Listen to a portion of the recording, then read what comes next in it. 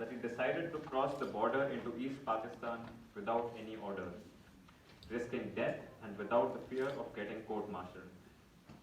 May I please request Petty Officer Chiman Singh Mahavir Chakra to stand so that the audience can applaud his courage.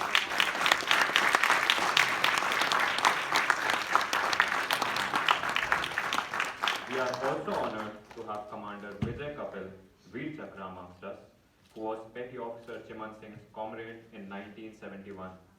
He was on board gunboat Palash when the bombing took place. Sir, may I please request you to stand so that everyone can see you.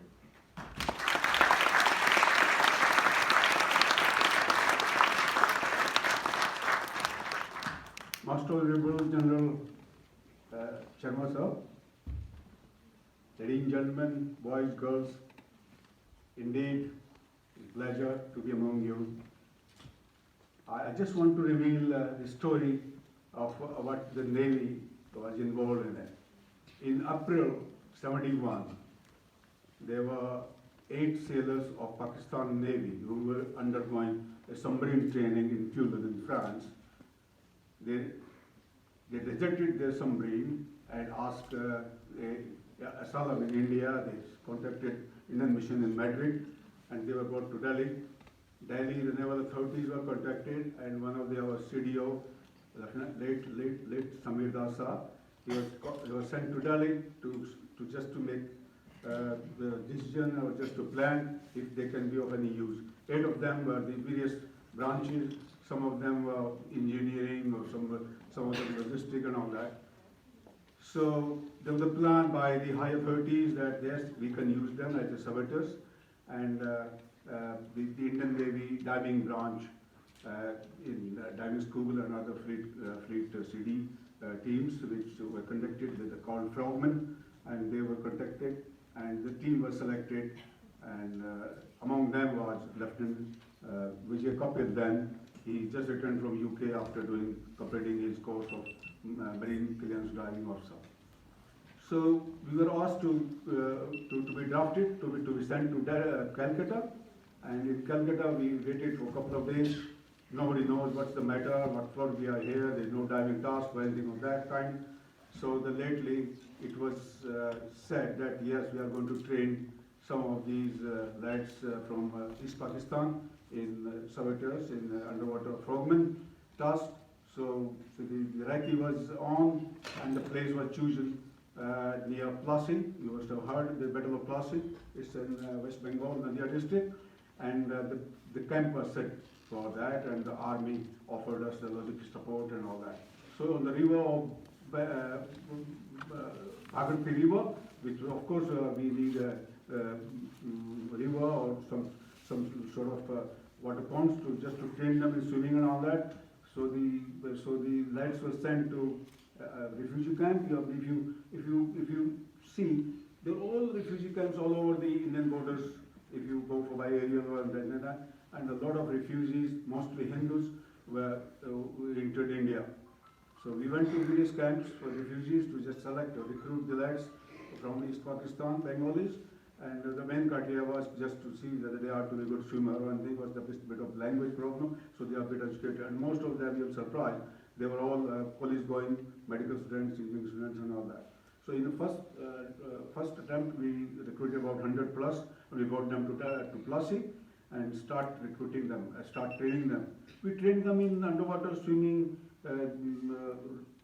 saboteurs, gave them nice good stamina and all that, and trained them in demolition, blasting, small arms, unarmed combat, and all other aspects like how to damage the ship or any ship or any vital installations underwater like bridges or jetties, something like that. So the training was on, and the eight clearance diver frogmen from Navy, and the 4 officers of course they were also frogmen, and one of them is Commander Kapil Nair, he is a VRCNM. So the training begins somewhere in end of April 71, and it went on. So the things were very smoothly, and the Chief of Naval Staff and Army Commander, they were frequent visitor, and we were under the Charlie sector at Krishnanagar and another Delta sector at Agartala under Brigadier Shabak Singh, and Turra, Charlie C, Charlie B are under Sun Singh, Brigadier Sun Singh. So this is all the organizations and everywhere we were going to train and just to find where the launching places, and just to see where we can make use of these labs and where the target is. So on 14th-15th August, after a couple of months of training, these lads were sent to these different targets, Chittagong, Cox's Bazar, Narayanganj, Khulna, Mamla, Chalna, and all that. So the plan was to send them these frogmen or naval commandos, and they were sent to the limpet mine. The mine is the explosive, put about 6 to 8 kilo explosive, neutralized by a thermocol and given a centrifuge timer and a centrifuge by these soluble plugs, and soluble plug was protected so it is soluble in the water by the condor. This was a new invention by Indian Navy and the Lieutenant Kapil and Lieutenant Das and all that. So all these lads were launched from various places like Agartala, Plasi, Bongaon, Hasanpur and Turra and all that. And the 14-15 night attack was so successful. They attacked the same time, and the timing was given because they were provided with a radio, and the radio was to sing a song, to relay a song from Calcutta, Doordarshan, and the different songs, the warning song, then attack song, and the attack was on 14-15 night, 14-15 August 71 night. So the operation was very successful. All these Pakistani authorities and everybody was really surprised as they didn't know what happened and all that, and none of the commandos were injured except one. There was one casualty among the Pakistan Navy Seva, Pakistan Samrina. So all the troops and our commandos returned back, and in the second attempt it was in October, and so October I was to go for launching, and I just about to launch from the Kalyani, and all the lads, I was checking them, they don't carry any Indian marking. So we used to check everything like tattoos, Indian marking of buttons, slippers, tailor marking and everything, so they didn't have no proof that India is involved in that.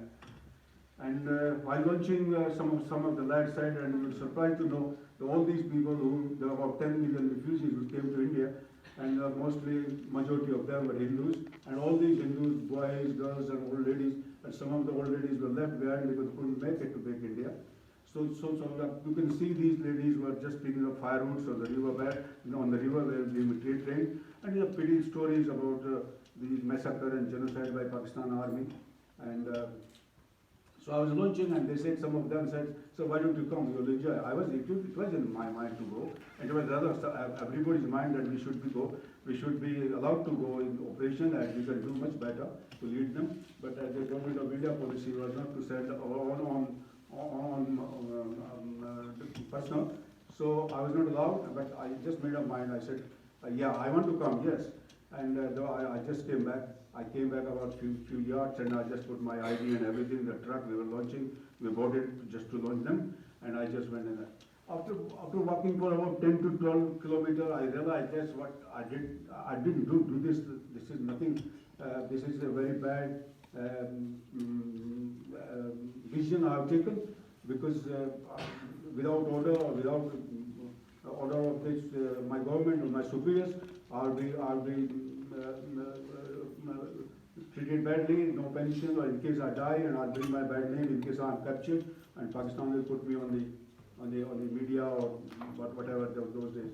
Anyway, I couldn't think of coming back, but I made sure that I won't be captured alive. I just put my Sten gun with me all the time, mostly, and I put it fully loaded and all that, everything set to catch and everything, ready to kill myself in case I'm ambushed or anything. Anyway, we made up, and there was a plan for every 15 to 20 kilometers you walk, you had a shelter in daytime. So they were the guide among those areas, and those guides were of Awami League parties, and they knew all of the areas and people. So we used to take shelter in day and walk in night. So the first incident was when I entered the shelter room. The man, the host, they found me and he said, "Sir, you didn't look like a Bengali." I said, "Do I?" He said, "Yes." I said, "I'm a Punjabi. I'm a Punjabi." He said, "Yes, sir, you look like a Punjabi." I said, "I'm a Punjabi, but I'm an Indian Punjabi." So I just came just because your people are being killed and all that, and I just come to help you and all. Anyway, you bullshit all these things, and then after next shelter, and there are ponds everywhere in Bengal. If you visit their villages and all that, there's a pond among 4 or 5 houses, and they have a dip and have a shower or wash the clothes and all that. And I used to keep my gun and everything so within my reach, so that in case I'm ambushed and in case I think I will be captured or will killed, I can kill myself. I was fully prepared not to take any chances. And then on the way back to the shelter room, then after a few yards, I just saw the calf. The calf was laid on the ground, and I asked my junior. I asked one of the Pakistani Navy lads, the Najrul. I said, "Najrul, what they're doing with this calf at this time?" They said, "Sir, they are going to slaughter this for your meal, in your honor." I said, I couldn't say anything. I said, "No," because I'm not a beef eater or something. I haven't seen that kind of slaughtering. They're just putting some water and all these mantra and la ilaha illallah Muhammad Rasulullah and all that. And I said, "Okay." And returned back to shelter. The shelter was of these rice husk and all that. You just to hide yourself, and you put in there and just to hide. And we give them some Pakistani currency we used to carry, and give them certificates that these lads they look after us, so that they can be honored after liberation, or if not liberation, they at least have that. So anyway, I said. When I returned back, I pretended to be fake. I said I have a bad stomach and I'm not going to have meal. I'm going to skip there. And the headmaster, who was the host, he said, "I'll call Hakim." So I said, if you call Hakim, there will be a few people come with him and he will know who we are and all that. I said, "Don't call him. You give me something." And he gave me some children, pudiya and all that. I didn't take that, and I was just starved, and I just was hiding and had some food when we returned for onward journey on the river bank with good chiwda and roti. So that was a situation, and all the after making a couple of days, after 10 days we made Barishal. The destination was Barishal. It was 200 plus kilometer, and on doing operations on the way, we just blasted some jetties, some pylons, and some of these metal fittings with jetties and all that, and we came across the Rajakars. Rajakars were the people who were pro-Muslim, pro-Pakistanis, and they will ask the Pak army did usually entered the villages or the area. They used to order the Rajakars to what they need. They need women, they need cow, they need money, or anything like that. So the Rajakars were the real culprit, and they themselves being a Bengali.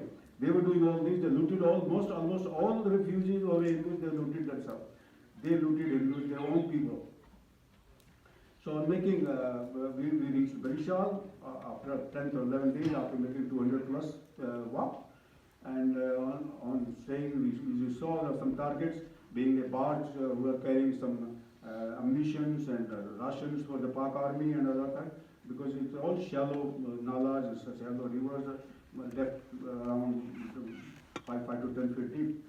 And we did operation, but there was no warship or anything of that kind available. So the Mukti Bahini commander said, "Okay, there is no plan that your target is arriving or anything, and we'll take care of it." After that, we just gave some of our left limpets to him, and we returned back. Same thing on the way back, and on the Boira, what the sir about these three, we were under Boira attack. We saw ourselves the three Pak aircraft, our own fighters. They fired and they were shot. They shot it in 5 minutes time.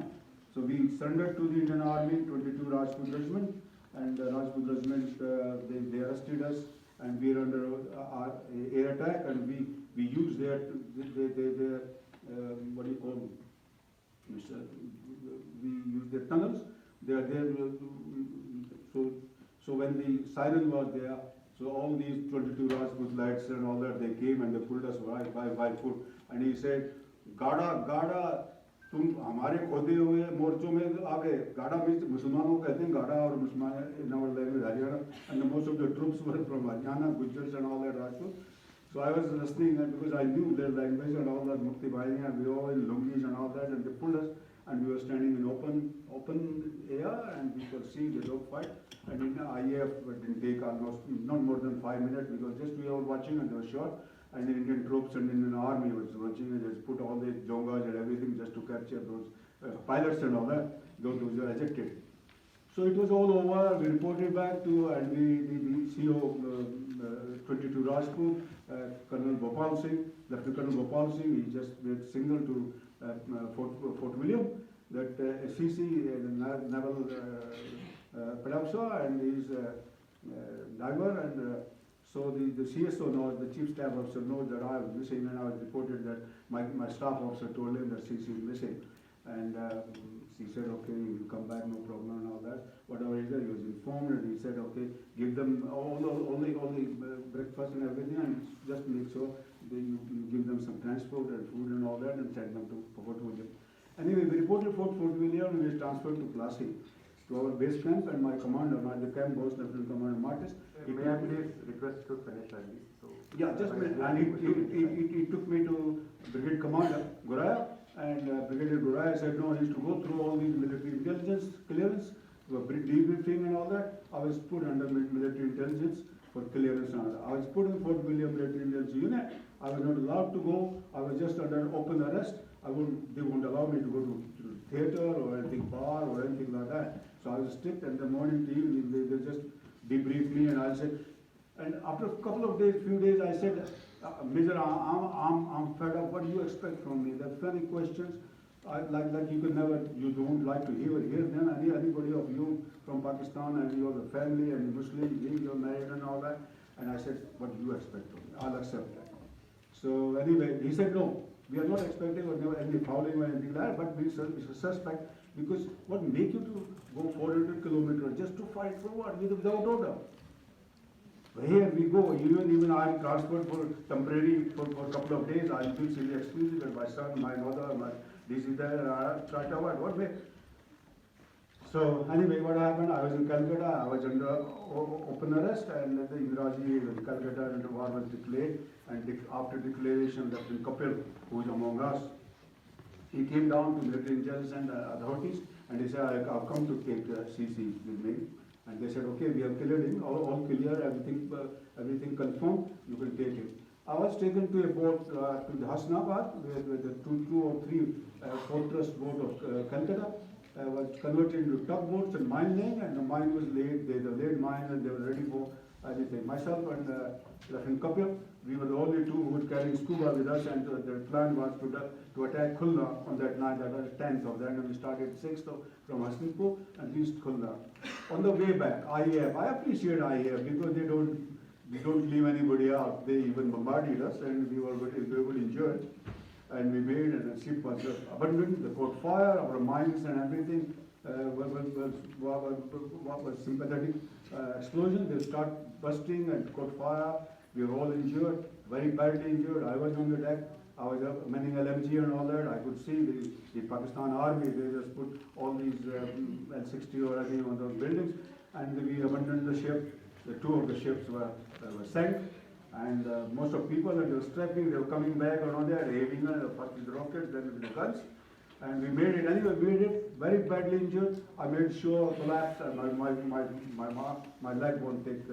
Feet won't take any weight. I just collapsed on the shore, half in the water, half that. My beard and all, with the silt and mud and all that. The Pak army, they challenged me. They came to capture me. They just challenged me, and I didn't respond. They came near me. They fired a shot. There were 2 shots on me, and then they came near to me after a couple of minutes. Maybe I could listen what they say. They were interested. The sergeant, one of the sergeants, were interested to take my diving watch. As the government issued Omega Seamaster. He was interested, and the junior was interested to take a wedding ring or gold ring. And the gold ring was because all this fire in the ship, and the water, all these fingers were swollen up. with the fire blisters, and he took out his bonnet. He said, I'll take off your finger just to get the ring. I said, you can't do that, please don't do it. Take the finger, and he pulled it out, and the sergeant took my watch, and I was dragged to shore towards the shipyard.